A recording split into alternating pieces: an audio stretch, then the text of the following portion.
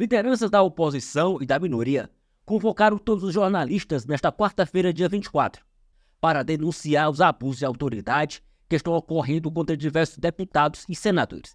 Eles são alvo de inquéritos e processos ilegais, sigilosos e clandestinos relacionados aos arquivos do Twitter. Olá, eu sou Ricardo Raymond e sejam bem-vindos ao canal Simplesmente Fatos. Acompanhe alguns trechos da coletiva de imprensa, onde essas denúncias são apresentadas e discutidas. Essa aqui talvez é uma das coletivas mais importantes desse mandato de deputado federal e no Senado da República que nós parlamentares hoje temos a honra de ocupar. É uma coletiva de imprensa para juntar todos os parlamentares, ou pelo menos a maioria deles, porque alguns não conseguiram se fazer presentes hoje, que estão sofrendo abusos de autoridade sob as determinações do Supremo Tribunal Federal e do Tribunal Superior Eleitoral de sigilo de justiça sobre processos e inquéritos aos quais sequer nossos advogados, nossas defesas têm acesso. Nós estamos aqui para dizer que numa democracia, num Estado de Direito, esses inquéritos sequer poderiam existir. Em segundo lugar, existindo, não é possível que não tenhamos direito à defesa, a constituir e habilitar advogados. E é incrível, mas estamos aqui já com mais de 20 parlamentares que não têm acesso por meio de seus representantes legais aos autos de processo ou de inquéritos arquivados ou em andamento. É um absurdo, isso não se admite. E é por esse motivo mesmo que estamos aqui para exigir que justiça de verdade seja feita e que os sigilos sejam levantados de todos os inquéritos e de todos os processos, não apenas que envolvem parlamentares do Congresso Nacional, mas também milhares de outros brasileiros que são hoje, lamentavelmente, perseguidos políticos no país. E, finalmente, antes de passar a palavra para os demais que se manifestarão, quero dizer que este instrumento de colocar sob sigilo processos judiciais e inquéritos, na verdade, não visa dar sigilo de justiça, mas manter na clandestinidade aqueles que estão atuando hoje nos porões de uma ditadura do Supremo Tribunal Federal e do TSE. Tentam nos calar, tentam nos amordaçar e nos ameaçar, inclusive, de uma série de medidas ilegais e punitivas se abrirmos a nossa boca, se falarmos aquilo que temos a obrigação de dizer por sermos representantes do povo brasileiro. Mas é evidente, pela presença de todos que aqui estão, tanto aqueles que não têm acessos aos seus processos ou aos inquéritos que respondem, mas também aos demais membros do parlamento que estão aqui para dar apoio, que nós não nos curvamos à tirania. E mais do que isso, depois desses 5 anos de inquérito, nós percebemos que o mundo todo, por meio dos Twitter Files e do apoio de muitas lideranças internacionais, inclusive do senhor Elon Musk, a quem nós agradecemos, o mundo todo hoje tem noção dos caminhos que o Brasil hoje está seguindo. Não são caminhos democráticos, não são caminhos de liberdade. Pelo contrário, não podemos permitir que a censura e o arbítrio predominem. E por isso estamos aqui nos manifestando e repetindo mais uma vez. Ministro Alexandre de Moraes, libere todos os sigilos de todos os processos e inquéritos. E não é um pedido feito unicamente, diretamente a Vossa Excelência, ao STF ou ao TSE, mas também será feito via procuradorias da Câmara dos Deputados e do Senado da República, que tem obrigação, da mesma forma, de defender os mandatos parlamentares de cada um dos representantes aqui e da Casa do Congresso Nacional como um todo. Muito obrigado pela atenção e passo a palavra ao líder da oposição, o deputado Felipe Barros.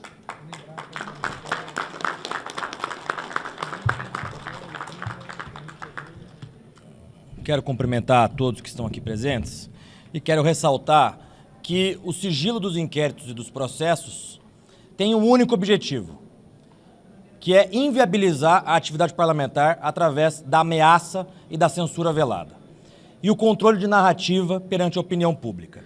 Eu tenho em minhas mãos a decisão do ministro Celso de Mello, em que nessa decisão ele determina a divulgação daquela reunião ministerial feita pelo presidente Bolsonaro. E nessa decisão do ministro Celso de Mello, ele diz o seguinte, abre aspas, daí a lição magistral de Norberto Bobbio sobre o tema que assinala, com ênfase especial, não haver, nos modelos políticos que consagram a democracia, espaço possível reservado ao mistério. E ele continua, esse magistério de Bobbio tem orientado os sucessivos julgados que venho proferindo no Supremo Tribunal Federal, pois há que se ter presente que o novo Estatuto Político Brasileiro, que rejeita o poder que oculta e que não tolera o poder que se oculta, consagrou a publicidade dos atos e das atividades estatais como valor constitucional a ser observado, inscrevendo-a na própria Declaração de Direitos e Garantias Fundamentais reconhecidos e assegurados pela Constituição da República aos cidadãos em geral. Nós queremos, única e exclusivamente, que essa decisão também seja estendida aos inquéritos e aos processos relativos aos parlamentares, mas também à população como um todo. Nós estamos há mais de 1000 anos, há 1000 dias, quase 1000 anos, há 1000 dias de inquérito das fake news, aberto, sem conclusão, sem indiciamento, em sigilo. Eu não consto ainda, imagino eu, em algum processo, mas o que nós estamos defendendo aqui são princípios. Eu acho que ficou claro, tanto pelo que o Marcel falou, como pelo Felipe e aqueles que vão nos secundar, que há uma preocupação no estabelecimento de um padrão, e um padrão que atropela a Constituição e o Estado de Direito. Quando você observa que mais de 20 parlamentares da oposição, de nenhum outro espectro político ou ideológico que milita politicamente no nosso país, são alvos, né, do Poder Judiciário em função do crime de opinião, alguma coisa está errada na nossa democracia. E essa pergunta retórica nos remete a uma situação de fundo que todos nós imaginávamos, como o ar que respiramos, que isso estava equacionado na história do Brasil, que é a liberdade de expressão, que é a liberdade de opinião, que é a liberdade de se posicionar e fazer a crítica sem medo, sem estar tolhido, sem estar jungido, sem se sentir ameaçado. Se essa liberdade está sendo retirada dos cidadãos brasileiros sob o manto da proteção à Constituição e ao establishment, é evidente que essa democracia precisa ser fortalecida com o restabelecimento da normalidade democrática, porque não se admite que a democracia seja rasgada, vejam, senhores, em nome da democracia. Que o Estado de Direito seja ultrapassado, imaginem só, em nome do Estado de Direito. Que os direitos individuais sejam relativizados e deixados de lado em função de excepcionalidades que perduram ao longo do tempo indefinidamente, sem que tenhamos uma luz no final do túnel. Quando o Felipe falou aqui de 1000 anos, essa é a impressão que nós temos, né, de uma noite sem fim, né? Mas não são 1000 anos, Felipe, são quase 2000 dias, são mais de 5 anos, em que se estabeleceu nesse país um inquérito inquisitorial, porque não se levou em consideração a questão da impessoalidade, houve uma escolha específica de um juiz, não se leva em consideração o devido processo legal pelas razões e fundamentos que já foram aqui declinados por aqueles que me antecederam, mas, sobretudo, talvez o mais importante, é a imparcialidade necessária para que nós tenhamos fé no sistema judiciário. Todos nós aqui defendemos a Constituição brasileira, queremos preservá-la e a integridade e a rigidez dos poderes. Quando o Supremo Tribunal Federal criou esse inquérito ilegal, inconstitucional, baseado num artigo do regimento interno que a procuradora-geral, à época, disse que não havia sido recepcionado pela Constituição e que permitiria que o Supremo abrisse inquérito contra crimes, em razão de crimes cometidos no âmbito, dentro do Supremo Tribunal Federal, que pudesse ameaçar os seus ministros, né? Quando ela já havia dito que esse artigo não foi recepcionado pela Constituição de 88, toda a imprensa se voltou contra essa decisão, porque atingia um veículo da imprensa. E sabe o que nós fizemos? Nós que estamos aqui, parlamentares, muitos à época nem eram os parlamentares, muitos eram ativistas, cidadãos, nós nos manifestamos contra aquele inquérito, que então era voltado contra um veículo da imprensa. E nós defendemos a imprensa. Nós defendemos a liberdade da imprensa. Como a reação por parte da imprensa e da sociedade foi grande, eles recuaram, mas não encerraram o inquérito. Eles aproveitaram aquele inquérito e miraram o inquérito, então, em parlamentares. Foi assim que esse inquérito, que já dura quase 2.000 dias, mais de 1.800 dias, perdura, né? Perdura até hoje, com a complacência daqueles que deveriam se manifestar a favor da liberdade de expressão. Aqueles que sofreram um princípio de perseguição e foram defendidos pela sociedade e pelos parlamentares e pelas pessoas que hoje são vítimas desse mesmo inquérito. Nós, parlamentares, somos assegurados pela Constituição Federal, pela nossa imunidade parlamentar no artigo 53. E nós temos o ex-líder da oposição tendo busca e apreensão na sua casa por uma foto adulterada. Nós temos aqui o deputado Ottoni, que tem 4 anos que não tem acesso ao seu processo. Eu, até hoje, não sei o porquê, porque eu também não tenho acesso ao processo, do porquê minhas redes sociais, logo após as eleições presidenciais, também foi bloqueado. Ou seja, a mira está em nós, mas o alvo são vocês. Você lembra quando antigamente as buscas e apreensões eram feitas pela Polícia Federal para poder ver malas de dinheiro da corrupção, para poder ver pessoas que desviavam dinheiro, né, da Petrobras, de estatais? Hoje não. Esses caras literalmente querem tirar e tiram traficantes da cadeia e quer colocar pessoas que pensam diferente na cadeia, horas. Essa é a grande loucura que está acontecendo. Quando nós dissemos há pouco tempo atrás de que o Brasil viraria uma Venezuela, não é no sentido somente econômico, por mais que nós estamos caminhando para isso também, mas é principalmente com relação ao domínio da Suprema Corte. E aqui, o inquérito de Moraes, ele faz exatamente isso. Ele utiliza-se do seu poder para poder calar, para poder censurar, porque nós somos oposição.